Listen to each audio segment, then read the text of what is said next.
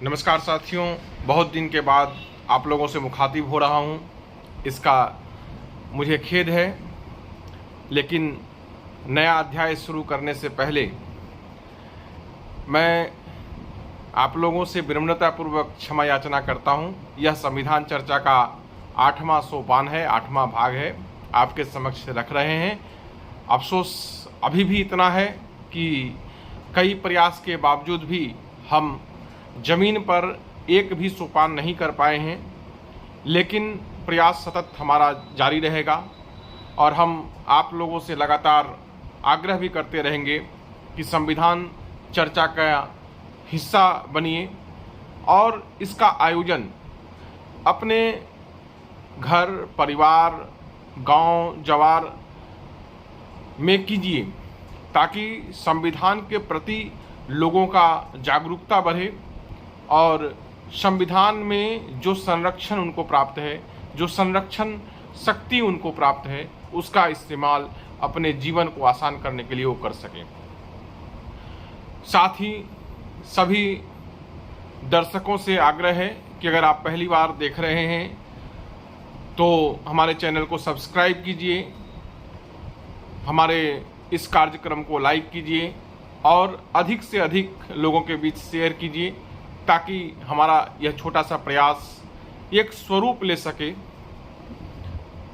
तो आगे इस कार्यक्रम को बढ़ाते हुए एक बहुत महत्वपूर्ण सवाल कई साथियों ने हमारे नज़र में लाया कि भैया, देश में तो संविधान विशेषज्ञों की कमी नहीं है और इतने विद्वान लोग हैं और इतनी कठिन मेहनत कर ये विद्वान बने हैं कि एक साधारण आदमी से ऐसी अपेक्षा करना कहाँ तक उचित है, और आपका संविधान चर्चा का इस संदर्भ में आम जन के लिए क्या उपयोगिता रह जाता है। सवाल बहुत मौजूद है और इस सवाल को इग्नोर कर, इस सवाल को छोड़कर हम संविधान चर्चा की उपयोगिता सिद्ध भी नहीं कर पाएंगे। तो साथियों, बहुत सोचने विचारने के बाद मैं ये समझा कि हम संविधान विशेषज्ञ नहीं हो सकते और न ही हमारी ज़रूरत इसकी विशेषज्ञता की है। हम संविधान के उस हिस्से को आत्मसात तो कर ही सकते हैं जो हमको यह आत्मबल दे कि हम इस देश में कितने मजबूत हैं, कितने संप्रभु हैं, कितना हमारी स्वतंत्रता है और देश के विकास में हमारा दायित्व और जिम्मेवारी क्या है। संविधान जो एक व्यक्ति को अधिकार देता है, वही अधिकार दूसरे का कर्तव्य होता है। अगर कोई चीज़ मेरा अधिकार है तो वही चीज़ आपका कर्तव्य है। अगर यह पेन मेरा है तो यह पेन मेरा है, यह मेरा अधिकार है और यह मानना आपका कर्तव्य है। संविधान को इस छोटे से शब्द में समझा जा सकता है और यह हमारे आपके काम के लिए बहुत है। और हमारी ज़रूरत ये नहीं है कि संविधान के पूरे पृष्ठ को हम आत्मसात कर लें, कंठस्थ कर लें और चारों तरफ डंका पीटते रहें कि भाई देखो, हम संविधान के बारे में इतना कुछ जानते हैं। मेरा संविधान चर्चा का मतलब सिर्फ इतना है कि जो नियम, जो कानून हमारे संदर्भ में उपयोगी हैं, हम उसको कम से कम जानें। हमारा जिन नियम कानून से रोज पाला पड़ता है, हम उन नियम कानून को जानें। और जब हम संविधान चर्चा अपने घर आंगन में करें, गांव जवार में करें, पंचायत शहर में करें, तो इस बात को ध्यान रखें कि हम उसी विषय को चर्चा में शामिल करें जो वहाँ बैठे लोगों का जीवन को सरल कर सके, जो वहाँ बैठे लोगों को आत्मबल दे सके, जो वहाँ बैठे लोगों में एक नया दृष्टिकोण दे सके, नया शक्ति दे सके।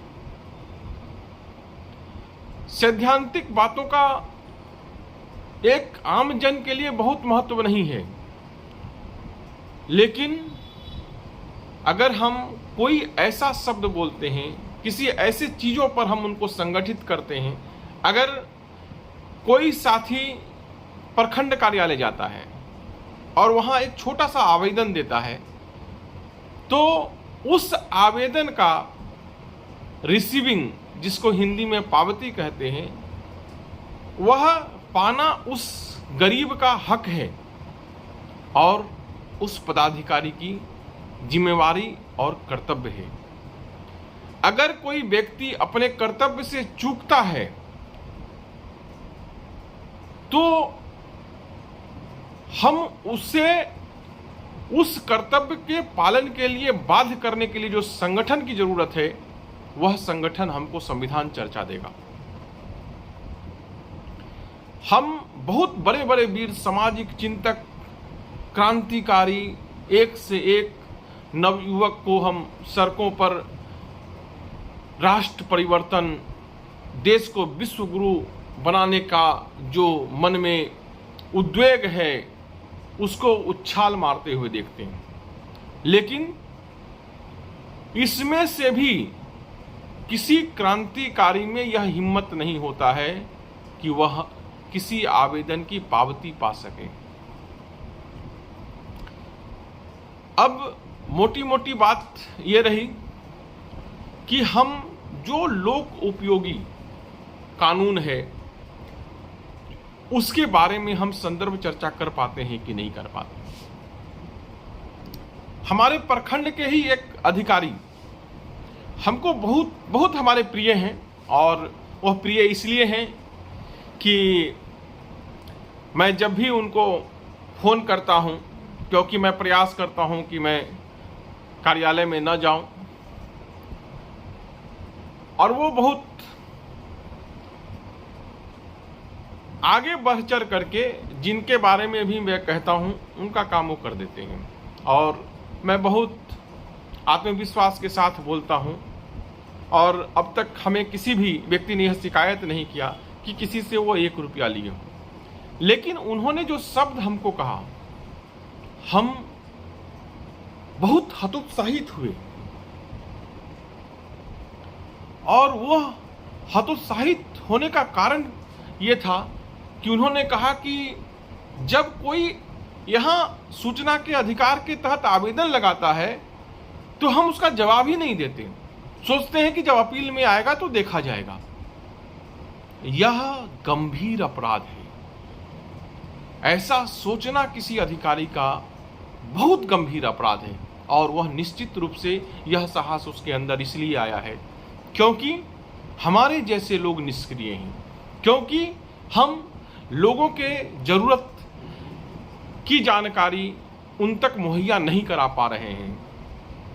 और लोग जब कार्यालय में जाएं, एक आदमी जब कार्यालय में पहुंचे तो वह वहां का अधिकारी को यह फील नहीं होता है कि यह भारत का नागरिक आया है, भारत का संविधान आया है, भारत के संविधान के पास आया है और भारत के संविधान में प्रदत्त हक मांगने आया है।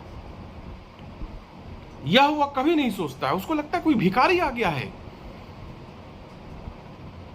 एक बड़ा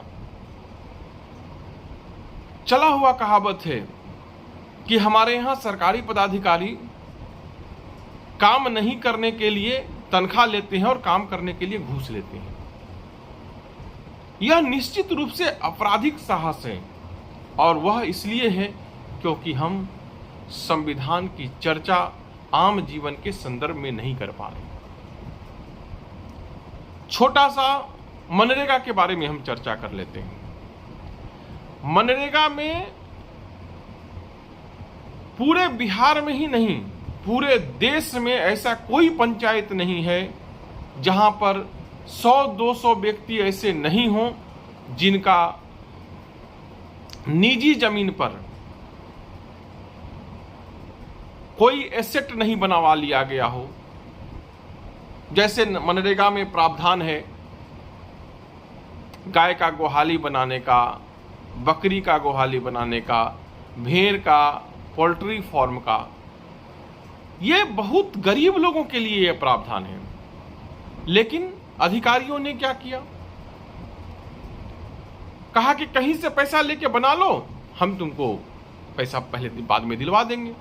अगर सेटिंग गेटिंग नहीं बना तो आज तक उनका लटका हुआ है। कई जगह मुखिया जी लोगों का पैसा लगवाया गया, जो मुखिया जी हार गए उनका पैसा समझिए डूब गया। जो सोचकर गरीब लोगों को गरीबी से अस्थायी मुक्ति के लिए मनरेगा में इस सेक्शन का प्रावधान किया गया था, आज वह सेक्शन दम तोड़ रहा है। क्यों तोड़ रहा है? इसीलिए कि हम इसकी चर्चा अपने गांव घर में नहीं कर रहे हैं, यह हमारे आम जीवन के चर्चा का हिस्सा नहीं।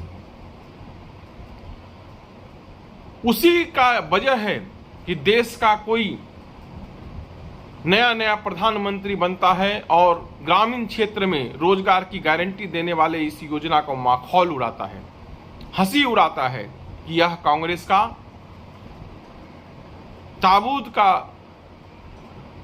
ताबूत है, जिसका हम क्या बोलते हैं, मकबरा है, जिस पर हम ढोल मंजीरा के साथ इसको चलाते रहेंगे। रोजगार गारंटी कितना ताकतवर शब्द है, यह पढ़े लिखे लोगों को भी सोचना चाहिए, कलम के मजदूरों को भी सोचना चाहिए और कुदाल चलाने वाले मजदूरों को भी सोचना चाहिए। रोजगार की गारंटी सिर्फ अकुशल मजदूरों के लिए जरूरी नहीं है, कुशल मजदूरों के लिए भी जरूरी है। काम का बंटवारा जो हमने एक कॉन्सेप्ट देने का कोशिश किया है, उसका आधार भी यही है कि अगर हम सभी बच्चों को भिखारी बना करके स्कूल में एमडीएम के लाइन पर खड़े कर देंगे, तो आप विश्वास मानिए कि जो बच्चा मां के गोद में खाना खा करके पला होगा, वह लाइन में लगकर खाना खा करके कभी वह आत्मबल उसके अंदर नहीं आएगा। हमको यह सोचना होगा कि एक पिता का हक है कि वह अपने बच्चे को मेहनत, मजदूरी और ईमानदारी की रोटी खिलाए, और यह प्रशासन शासन का जिम्मेवारी है कि हर पिता को वह मौका उपलब्ध कराए। क्योंकि भोजन दे देना ही समाधान नहीं है, आत्मसम्मान मनुष्य की सबसे बड़ी जरूरत है। याद रखिएगा कि ईश्वर ने सबसे ऊंचे पर हमारा दिमाग दिया है, उसके बाद दिल दिया है, सबसे निचले पायदान पर पेट है। और हमारी शासन व्यवस्था को भी इस हायरार्की के अंदर ही सोचने की जरूरत है। अगर हम रोजगार की गारंटी को हर नौजवान का अधिकार नहीं बना सकते हैं, और हर नौजवान अगर इसे प्रशासन, शासन और सरकार का जिम्मेवारी नहीं समझता है, तो कोई भी व्यक्ति संसद में खड़ा होगा और ऐसी योजनाओं का मजाक उड़ाएगा। और कोई आश्चर्य नहीं है कि आज मनरेगा में काम करने वाले दिहाड़ी मजदूरों का मजदूरी नहीं मिल रहा है। मनरेगा ने जितने सड़क का निर्माण किया, गांव के गरीब मजदूर किसान के जमीन पर जितने सड़क का निर्माण किया, मैं विश्वास के साथ कह सकता हूं कि 1/4 भी निर्माण भारत सरकार ने अपने हिस्से से नहीं किया है। बहुत सारे सड़क ऐसे हैं जिसकी कल्पना नहीं की जा सकती थी, लेकिन गांव के पंचायत, गांव के मुखिया, गांव के सरपंच, गांव का वार्ड मेंबर आपस में मिल बैठकर आपसी जमीन पर, एक दूसरे के जमीन पर आपसी सहमति से सड़क बना दिया, और उसका माध्यम बना मनरेगा। मनरेगा का जब माखौल उड़ता है, मनरेगा को जब लोग भ्रष्ट कहते हैं, तो आप यह सोचिए कि मनरेगा का जो शब्द है रोजगार गारंटी, आप उसकी संभावनाओं को खत्म करने का एक साजिश का हिस्सेदार बन रहे हैं। और भी कई कानून पर हम लोग चर्चा करेंगे। धीरे धीरे हम कोशिश करेंगे कि प्रखंड में होने वाले काम में हमारी आपसी भूमिका क्या हो सकती है, और जब तक हम लोकल प्रॉब्लम, लोकल स्थानीय समस्याओं का समाधान पर विचार विमर्श और संविधान चर्चा में उसकी जगह नहीं देते हैं, तब तक संविधान चर्चा का कोई अर्थ नहीं है। इतना ही कहकर आज के वीडियो को मैं यहीं विराम देता हूं। उम्मीद करता हूं कि हमेशा की तरह आपका सहयोग, सलाह और आशीर्वाद मिलेगा। जय हिंद, जय भारत।